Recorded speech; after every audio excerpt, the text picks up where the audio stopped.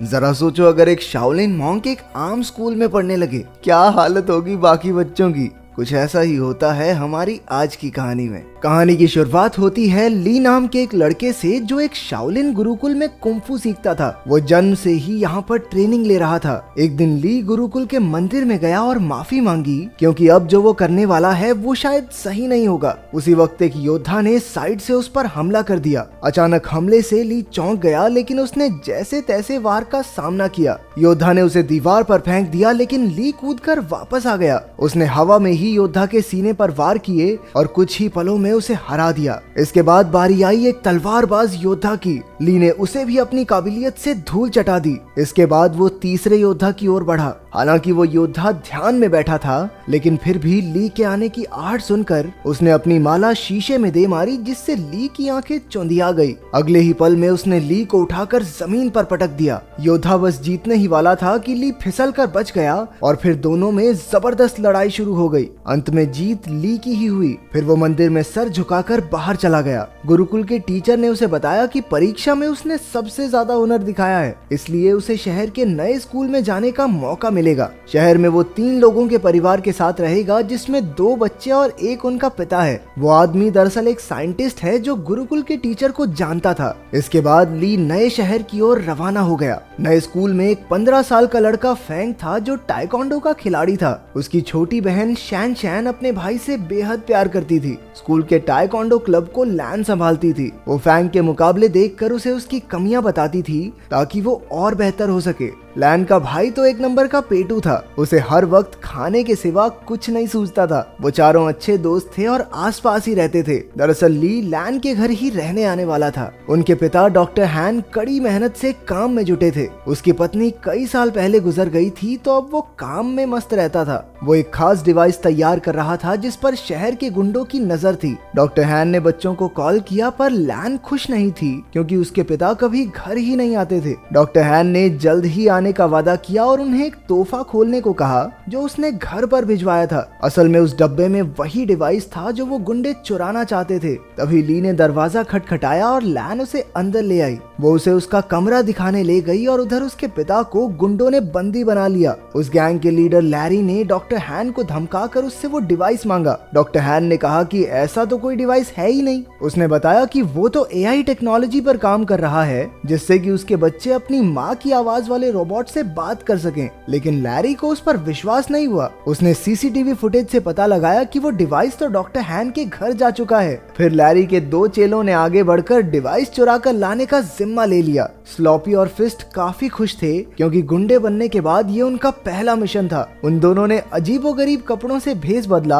और लैन के घर के बाहर जाकर खड़े हो गए। उनमें से एक ने रात को अंदर घुसने का फैसला किया, लेकिन फिर दूसरा कहने लगा कि बच्चों ने स्कूल चले ही जाना है, दिन में चुरा लेंगे भाई, क्या हो गया। घर में ली नए शहर के तौर तरीके सीख रहा था। उसने लैन को टाइकोंडो मैच देखते हुए देखा, तो उसे भी ये खेल दिलचस्प लगा। रात को जब वो ध्यान में बैठा, तो यू की वीडियो गेम की वजह से उन दोनों में बहस छिड़ गई, लेकिन जल्द ही दोनों मिलकर वीडियो गेम का मजा उठाने लगे। उधर लैन ने अपने कमरे में जब वो तोहफे का डिब्बा खोला, तो उसमें एक पांडा की चेन निकली। वो नहीं जानती थी कि दरअसल ये पांडा वो पेन ड्राइव है, जिसके पीछे वो गुंडे कब से पड़े हैं। जब लैन ने बटन दबाया, तो पांडा ने उसे पासवर्ड रखने को कहा। तभी लैन ने कहा कि कैसा पासवर्ड, और अनजाने में यही पासवर्ड सेट हो गया। फिर पांडा को ऑन करने पर उसे पता चला कि उसमें उसकी माँ की आर्टिफिशियल इंटेलिजेंस वाली आवाज है। अगली सुबह ली यू और लैन के साथ स्कूल के पहले दिन के लिए निकल पड़ा। उन दोनों गुंडों ने बच्चों को बाहर जाते देखा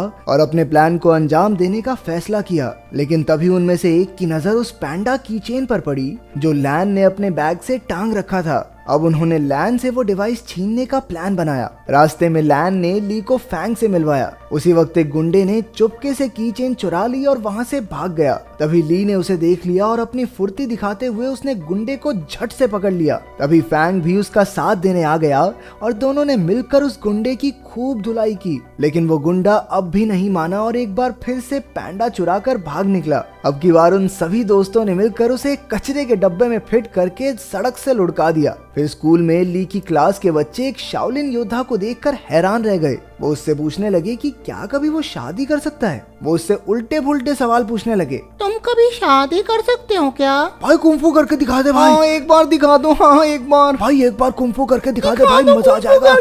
आखिरकार टीचर ने उन्हें शांत करके कहा कि ये सब खेलने के पीरियड में करना। खेलने के पीरियड में उनके कोच ने बताया कि अगले महीने उनकी चुस्ती फुर्ती की जांच होगी और जो कोई इसमें पास नहीं होगा वो अगली क्लास में नहीं जा सकता। ये सुनते ही यू की हालत पतली हो गई क्योंकि वो बहुत मोटा था। भगवान जानता है भाई साहब कितनी मुश्किल से चलते थे। फिर कोच ने सबसे 100 मीटर की दौड़ लगवाई। ली ने तो समय से पहले ही 2 चक्कर पूरे कर लिए, जबकि बाकी बच्चे अभी पहले चक्कर में ही थे। इसके बाद उन्हें पुशअप्स करने के लिए कहा गया, जिसमें अपना ली पहले से ही माहिर था। उसने 100 से भी ज्यादा पुशअप्स किए और बाकी बच्चों से तो 2 भी नहीं हुए। बाद में तो उसने एक हाथ से पुशअप्स करने शुरू कर दिए। उसकी काबिलियत देखकर सभी बच्चे कूदने लगे। फिर बारी आई ऊंची छलांग लगाने की। ये तो ली के बाएं हाथ का खेल था। बेचारा यू तो मुंह के बल नीचे गिर पड़ा। वहाँ डॉक्टर हान की लैब में लैरी ने उन्हें कुर्सी से बांध रखा था और उसे गोल्फ बॉल से पीट पीट कर परेशान कर रहा था। रात को वो दोनों गुंडे मौका देखकर लैन के घर में घुस आए। तभी ली की नजर उन पर पड़ गई और वो एक खिलौने के पीछे छिपकर उन्हें डराने लगा,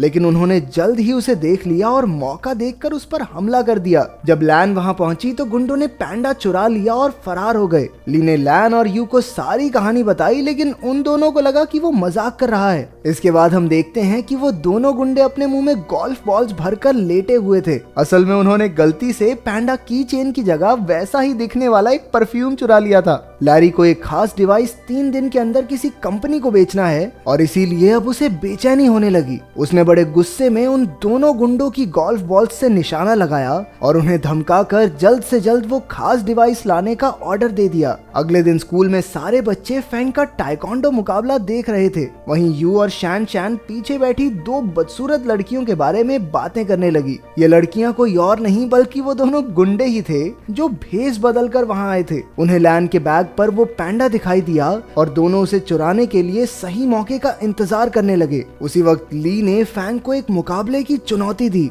इस मजेदार मुकाबले को देखने के लिए सभी बच्चे भागकर आगे चले गए। अब सही मौका देखकर गुंडों ने बैग से पैंडा चुराने की कोशिश की, लेकिन इस चक्कर में उनके नकली बाल वहीं फंस गए। उधर मुकाबले में फैंग और ली में जबरदस्त टक्कर हो रही थी। दोनों ही एक दूसरे पर भारी पड़ रहे थे। आखिरकार दोनों ने एक दूसरे को ना मारने का फैसला किया और मुकाबला खत्म हुआ। उसी वक्त सबने पीछे मुड़कर उन दोनों गुंडों को पहचान लिया। बच्चों ने मिलकर उन पर हमला बोल दिया, लेकिन इस बार वो एक बच्ची को मारने की धमकी देकर पैंडा डिवाइस लेकर भाग गए। फिर बच्चे मिलकर प्रिंसिपल के पास गए और पुलिस को बुलाकर सारा माजरा समझाया। वहीं ली खुद को इस सब का जिम्मेदार समझ रहा था, क्योंकि अगर उसने फैंग को चुनौती नहीं दी होती तो लैन अपने बैग से दूर ही न जाती। लेकिन बाकी बच्चों ने उसे दिलासा दिया कि ऐसा नहीं सोचना चाहिए। आखिरकार लैरी के हाथ वो डिवाइस लग गया और उसके जरिए उसने कंप्यूटर पर एक प्रोग्राम चलाया, लेकिन उसे इस्तेमाल करने के लिए पासवर्ड की जरूरत थी, ये वो नहीं जानता था। उसने कुछ प्रोग्रामर्स को बुलाकर लॉक खोलने के लिए कहा, लेकिन पूरा दिन बीतने पर भी कुछ हाथ नहीं लगा। अब लैरी के गुस्से की सभी हदें पार हो गई थी।